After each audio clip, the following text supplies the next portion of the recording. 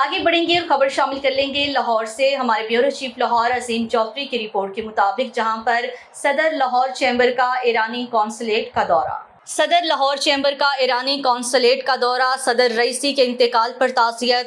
Lahore chamber of commerce and industry کے صدر کاشف انور نے منگل کے روز ایرانی صدر ڈاکٹر سید ابراہیم رئیسی، وزیر خارجہ اور دیگر عہدیداروں کے ہیلی کاپٹر حادثے میں الفناک انتقال پر دلی تعزیت کا اظہار کرنے کے لیے ایرانی قونصل خانے کا دورہ کیا۔ دورے کے دوران لاہور چیمبر کے صدر نے قائم مقام قونصل جنرل علی اصغر مغاری سے ملاقات کی اور لاہور چیمبر کے اراکین کی جانب سے گہرے دکھ کا اظہار کیا۔ انہوں نے کہا ہے کہ پوری قوم اس وقت سوگ میں ہے، اپنے ایرانی بھائیوں اور بہنوں کے ساتھ کھڑی ہے۔ انہوں نے تعزیتی کتاب میں اپنے گہرے ہمدردی اور حمایت کا اظہار کیا اور تاثرات درج کیے۔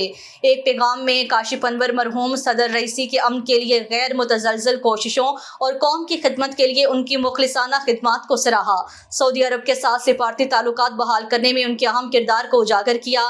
اس اہم کارنامے نے نہ صرف مسلم امہ کے اندر اتحاد کو فروغ دیا بلکہ اس اقدام کی وجہ سے صدر رئیسی کو اسلامی دنیا کے حقیقی رہنما کے طور پر یاد رکھا جائے گا۔ کاشف انور نے کہا ہے کہ صدر رئیسی پاکستان ایران تجارتی تعلقات کو بڑھانے کے لیے پرعزم تھے اور انہوں نے اس ویژن کو پورا کرنے کی کوششیں جاری رکھنے کا عزم کیا ہے۔ انہوں نے کہا ہے کہ صدر رئیسی کا انتقال نہ صرف ایرانی قوم کے لیے ایک سانحہ ہے بلکہ پوری مسلم دنیا کے لیے ایک عظیم رہنما کے نقصان کا باعث ہے۔